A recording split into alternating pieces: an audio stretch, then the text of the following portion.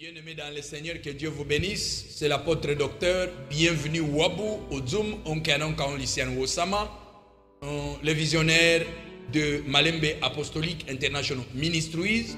Je suis marié à Madame Florence Wabu. Et j'ai 3 enfants physiques et plusieurs enfants spirituels. Je sais que vous êtes avec moi, vous êtes habitués avec moi, mais aujourd'hui, nous allons parler des choses qui vont nous aider à savoir comment se comporter dans l'église et non pas laisser la place à l'ennemi pour venir dominer l'église de Dieu.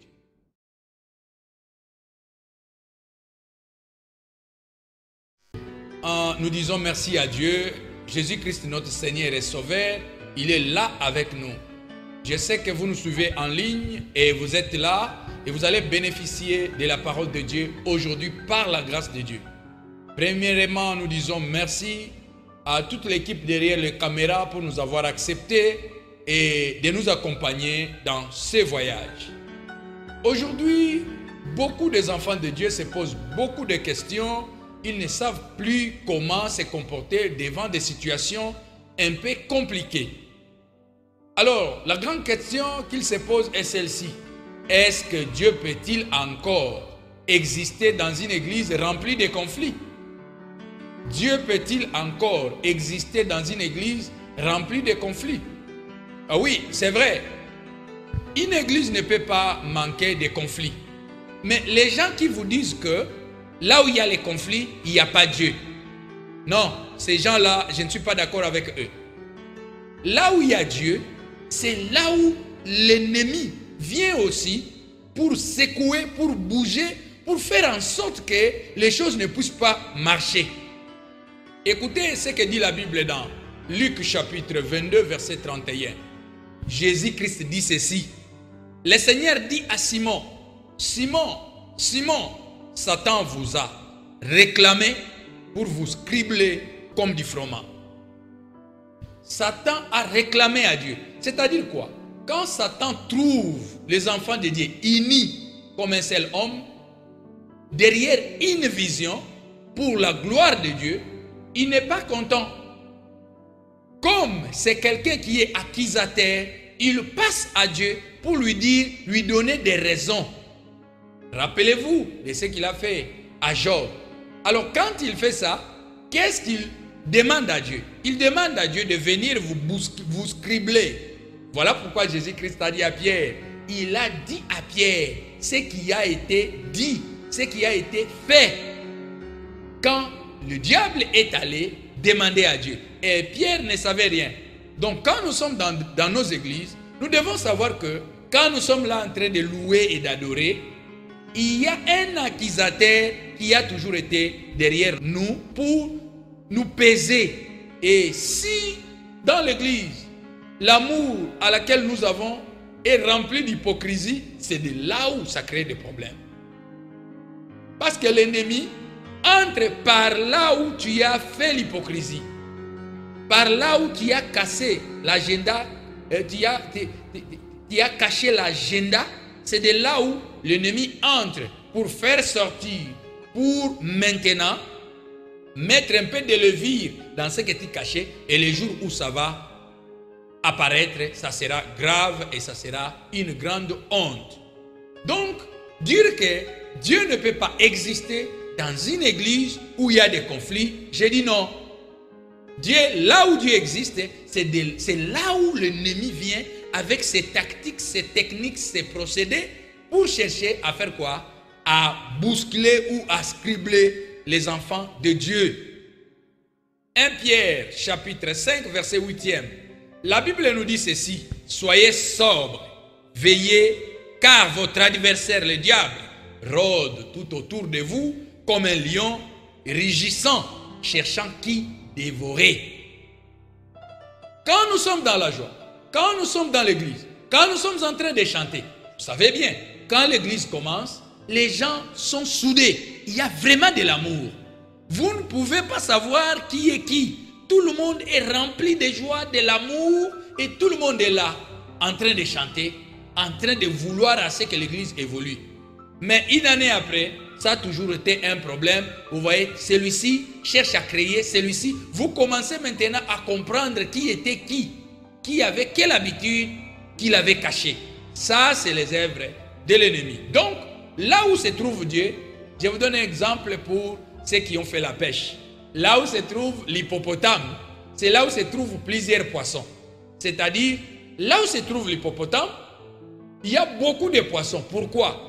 Parce qu'ils se nourrissent de la saleté qui se trouve dans le corps de l'hippopotame. C'est pourquoi nous vous disons que là où se trouve Dieu, il y a des combats pour tester si réellement ceux qui sont là sont réellement avec Dieu. Jean chapitre 10, verset 10. Comprenez que la Bible dit quoi? Les voleurs ne viennent que pour dérober, égorger et détruire. Maintenant, Jésus-Christ dit quoi? Moi, je suis venu afin que le brebis ait la vie et qu'elle soit dans l'abondance. Alléluia. Chers bien-aimés, tout ce que nous voyons dans l'église aujourd'hui, maintenant nous entrons dans notre thème, l'apostasie. Tout ce que nous voyons dans l'église aujourd'hui, ça s'appelle l'apostasie. L'apostasie, c'est ce qui se déroule dans l'église aujourd'hui. Les gens font même ce qui n'est pas autorisé dans l'église de Dieu. L'apostasie a plusieurs définitions. D'après la réalité spirituelle de l'église, Jésus-Christ étant le Seigneur savait déjà ce qui va se passer. C'est-à-dire les troubles, les conflits et toutes choses qui se passent aujourd'hui, ce n'est pas quelque chose de surprise. Jésus-Christ les savait déjà et il en avait prophétisé. Qu'est-ce qu'il a prophétisé? Jésus-Christ a dit ceci. Matthieu chapitre 16 verset 18. Qu'est-ce qu'il a dit? Il a dit, et moi, je t'ai dit que tu es Pierre. Et sur cette pierre, je bâtirai mon église.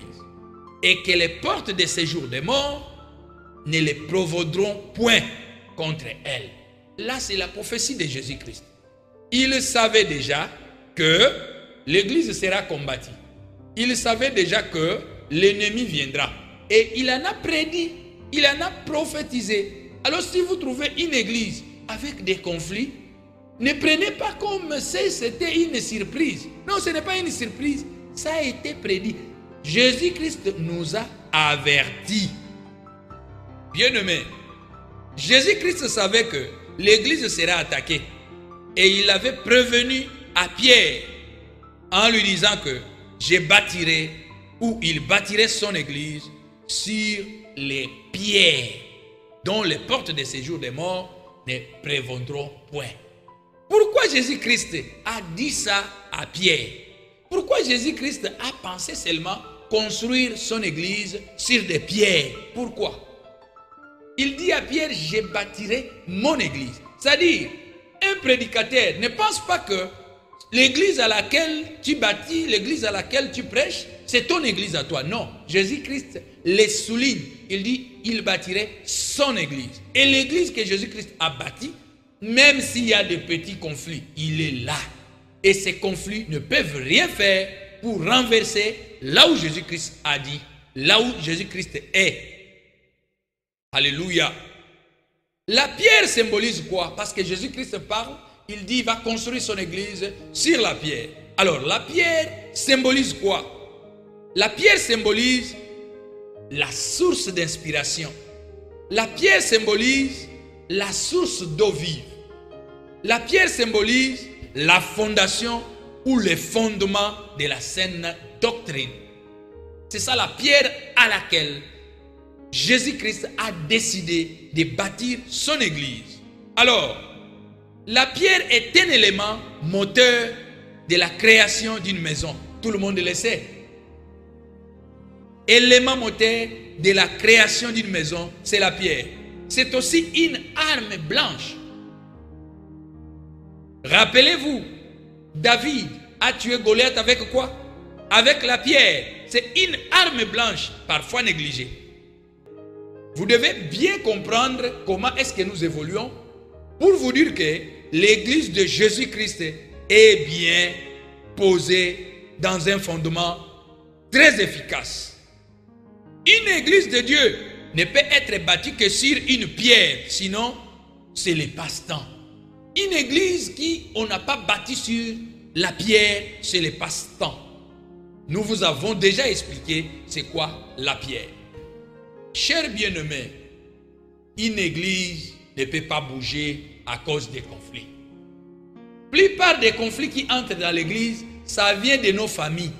C'est pourquoi une église qui n'a pas de famille ou de couple stable, bien posé, les conflits qui viennent des maisons des chrétiens, ce sont les conflits qui viennent nous rejoindre à l'église. Et surtout qu'à l'église, ce n'est pas une école, ce n'est pas un camp militaire. Tout le monde vient avec ce qu'il a et ce qu'il pense. Et quand il arrive à l'église, il cherche comment évacuer tout ce qui est en lui. Merci beaucoup, bien-aimé dans le Seigneur. Suivez très bien et tu dois comprendre que tu ne peux pas fuir ton église à cause des conflits. Non, non. Les portes de séjour des morts ne prévaudront jamais à l'église de Jésus-Christ parce que c'est posé sur les pierres. Alors, nous allons nous poser des questions. Pourquoi construit-on l'église sur les pierres? Pourquoi Jésus-Christ n'a pas préféré les sables? Il a préféré les pierres. Pourquoi? Bien-aimé, c'est pour empêcher les diables qui est les serpents maudits. Bien-aimé, vous comprenez très bien que les serpents est là, les diables. Jésus-Christ, quand il construit son église sur les pierres, c'est-à-dire, il met hors état de nuire ces serpents-là. Si un serpent essaye de monter sur une pierre, il a des problèmes. Et les serpents, c'est le diable que vous connaissez. Un serpent a des difficultés de monter sur une pierre à cause de ses écailles. Vous voyez? Alors, quand l'église de Dieu est bâtie sur des pierres ou sur des rocs, le diable a des difficultés de monter dessus, d'anéantir cette église. Pourquoi? Parce que c'est au-dessus de la pierre. Alléluia. Il a des difficultés à cause de ses écailles. Le diable n'a aucun pouvoir de détruire l'église de Dieu. Ne vous laissez pas emporter par le diable. Ne vous laissez pas acquitter votre église. L'apostasie est dans l'église et Jésus-Christ en avait prédit. Et cette apostasie ne peut pas faire écrouler l'église. Non. Bien-aimé dans le Seigneur, la pierre symbolise quoi encore? La pierre symbolise aussi la révélation. C'est-à-dire, là où Jésus-Christ a bâti son église, sur les fondements solides, avec révélation, l'ennemi n'a pas le pouvoir de venir toucher cette église. Alors, un fidèle qui est basé sur les fondements solides, un fidèle qui a crié au Seigneur, qui a la foi sur les fondements solides, c'est difficile qu'il soit dévié par les diables. C'est difficile. Voilà pourquoi, dans le principe de la grandeur, Jésus-Christ devait changer le nom de Simon à Pierre pour montrer que les fondements de l'église doivent être forts pour résister devant la tempête de l'ennemi. L'église doit être bâtie sur des pierres pour résister devant toute tempête. Les tempêtes là, c'est tout ce qui peut arriver à l'église. Au début, je nous ai dit que l'ennemi, qu'est-ce qu'il fait? Il vous laisse le temps. Et quand il vous trouve tous soudés, quand il vous trouve tous en bonne santé spirituelle, il est mécontent. Il va demander, il va faire tout pour qu'il puisse vous bouger. Alors, il va passer par où? Il va passer par les sentiments ou les agendas cachés que vous avez cachés quand vous vous êtes mis ensemble. Alors, lui fait quoi? Il met ce que nous appelons comme lévir dans ce que tu as caché. Et quand tes habitudes apparaîtront, quand tes habitudes se laisseront voir, tout le monde va dire: ah, ce papa était comme ça. Nous, on a cru qu'il était pasteur, alors qu'il était sorcier. Bien-aimé, les portes de séjour des morts ne peuvent pas bouger l'église, ne peuvent pas bouger la foi, qu'à un serviteur de Dieu, qu'à un enfant de Dieu. Et je nous dis un secret. La plupart des gens que vous voyez dans nos églises, créer des problèmes. Souvent, parmi eux, ce sont des sorciers. Les gens que vous voyez, il est là en train de créer des problèmes. Il ne veut pas qu'il y ait la paix à l'église. Il est là que pour créer des problèmes, creuser les problèmes. La plupart d'entre eux, ce sont des sorciers. Soit ce sont des démons incarnés. Soit ils sont envoûtés pour avoir une grosse punition par Jésus-Christ. La porte de séjour des morts maintenant, c'est quoi? La porte de séjour des morts dont on parle ici, c'est le diable avec tout son armement. Les portes de séjour des morts. C'est pourquoi nous disons, la plupart des gens qui créent des conflits, des problèmes dans l'église, ce sont des démons, ce sont des gens qui sont diaboliques. Le diable ne vient pas seulement avec son armement et ses démons, mais le diable vient avec les stratégies et les manipulations, la séduction et toute autre chose qu'il utilise pour barrer la route aux fils et filles de Dieu afin de ne pas continuer à leur alliance avec Jésus-Christ. Bien-aimés, la manipulation est entrée dans l'église. La manipulation est entrée parmi les enfants de Dieu. La manipulation est entrée même au chef des serviteurs de Dieu. Et ce sont les stratégies. C'est ça l'armement. C'est ça ce qu'on appelle les portes de séjour des morts, dont on nous parle ici dans Matthieu chapitre 16, versets 18 à 19. Attention avec la manipulation. Chers bien-aimés dans le Seigneur, la séduction, ça, le mal que le diable utilise pour barrer la route aux enfants de Dieu. C'est pourquoi une bonne église doit être construite sur la pierre ou les rocs qui ne peuvent jamais être ébranlés. La pierre ou les rocs que nous disons, c'est la saine doctrine. Ne forme pas une église par rapport à un verset biblique. Ne forme pas un ministère par rapport à un seul verset.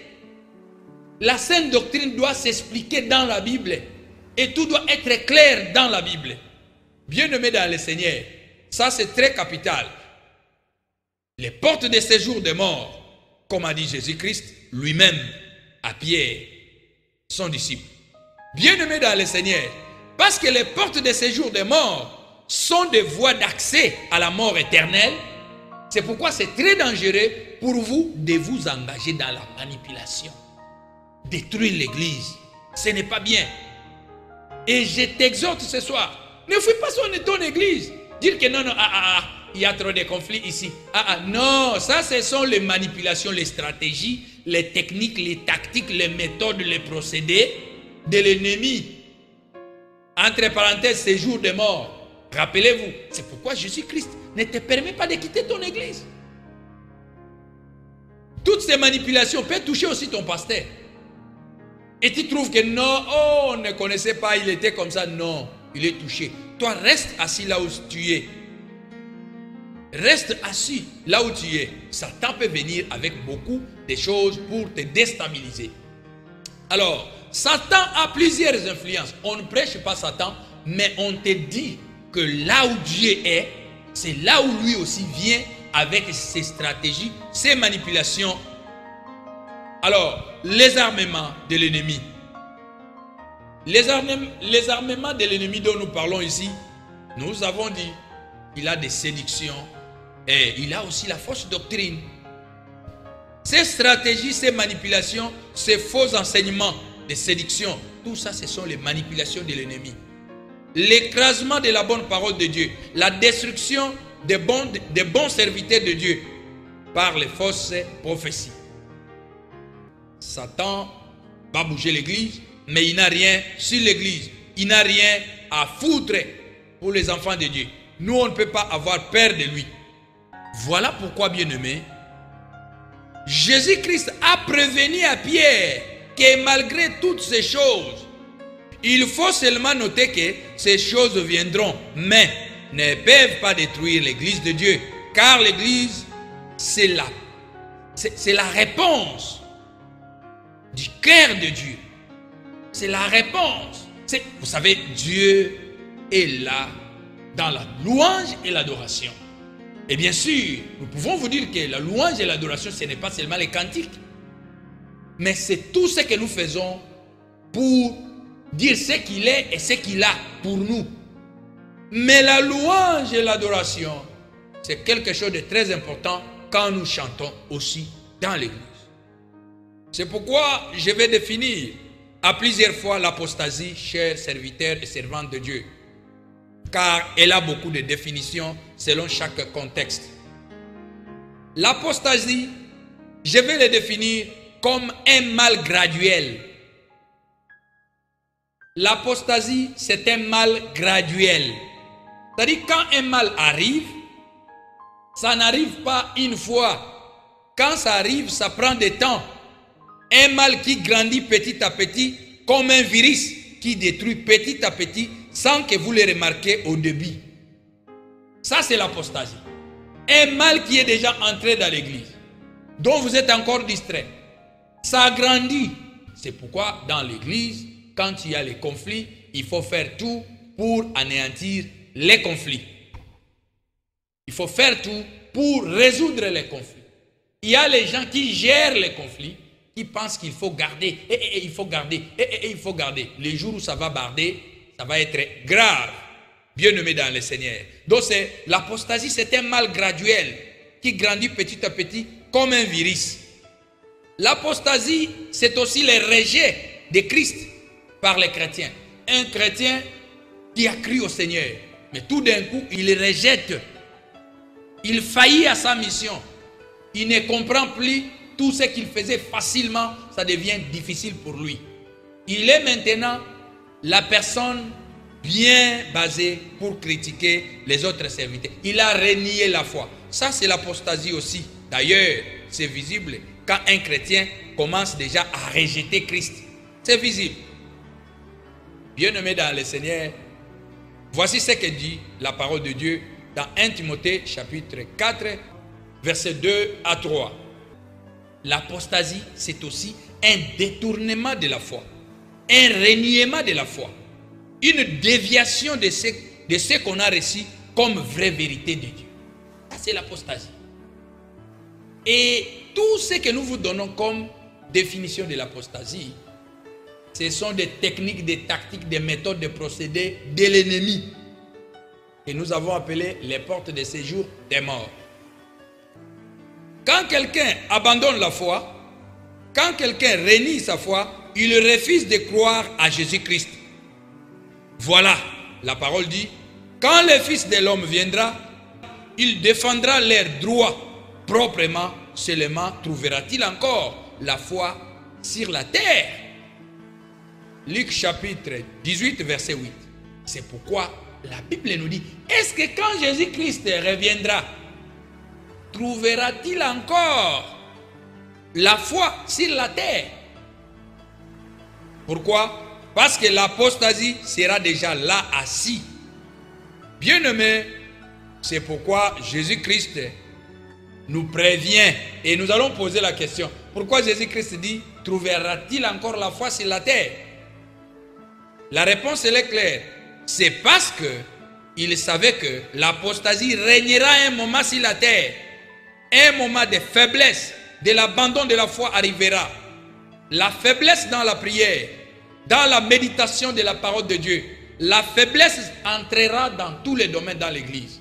Mais Dieu sera toujours là. Pour terminer, bien-aimé, tu vas lire dans 2 Thessaloniciens chapitre 2, versets 2 à 12. Là, tu vas trouver comment est-ce que les choses vont entrer dans l'église. Mais cela ne signifiera jamais que Jésus n'est pas là. Non. Ça va bouger. Ça va faire tout ce que ça peut faire. Mais ça ne fera rien. Parce que l'église de Dieu est construite sur les rocs. L'église de Dieu est construite pas sur les sables. C'est pourquoi je vais te donner un conseil. Serviteur de Dieu, enfant de Dieu. Quand il y a les désordres dans l'église, ne te mêle pas dans ces désordres. Sinon, ça peut être la manipulation de l'ennemi pour ta vie. La manipulation, les stratégies de l'ennemi, l'envoûtement de l'ennemi. Malheur à tous ceux qui prennent le devant pour la destruction de l'église. Parce que le pasteur est tombé, il est là en train de chanter partout, il est en train de brandir le mal du pasteur pour casser les rythmes de l'église. Non, évitez ça. Sinon, tu es un agent de l'ennemi sans le savoir. Dieu est dans son église. Et l'église dont je parle ici, c'est l'église qui a été bien construite sur les rocs. Et les portes de séjour de mort ne peuvent pas être au-dessus de ça. Les portes de séjour de mort, c'est le diable, les serpents. Il ne peut pas monter au-dessus d'une pierre à cause de ses écailles. Il est bloqué. Une maison qui est construite sur les rocs ne peut pas être ébranlée par n'importe quel vent. Soyez là. Un chrétien est là, derrière la parole de Dieu. Sa foi est là. Ne donne pas accès à l'ennemi à entrer dans ton esprit. Que Dieu vous bénisse. Que Dieu ouvre ses yeux à vous et qu'il vous éclaire comme le soleil à son midi. Au nom puissant de Jésus-Christ, je vais prier pour toi. Merci Seigneur, Dieu de gloire. Tu es un Dieu qui a choisi à ce que les enfants qui vont écouter ce message puissent entrer en profondeur et à comprendre que la manipulation de l'ennemi n'a rien à voir avec eux et ça ne fera rien. Parce que tu nous as prévenus. Merci Seigneur, parce que ça va faire grandir encore tes enfants de partout dans le monde. Que Dieu vous bénisse. Nous avons ainsi prié avec cette bénédiction. Amen. Merci beaucoup. Nous sommes arrivés à la fin et nous vous disons que ça c'est juste l'introduction ou la première partie.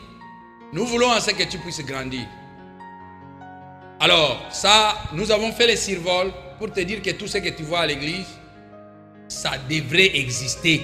Parce que Jésus-Christ en a déclaré. On va se voir au deuxième partie ou à la suite, petit à petit, jusqu'à ce que nous allons terminer cet enseignement. Et que Dieu vous bénisse.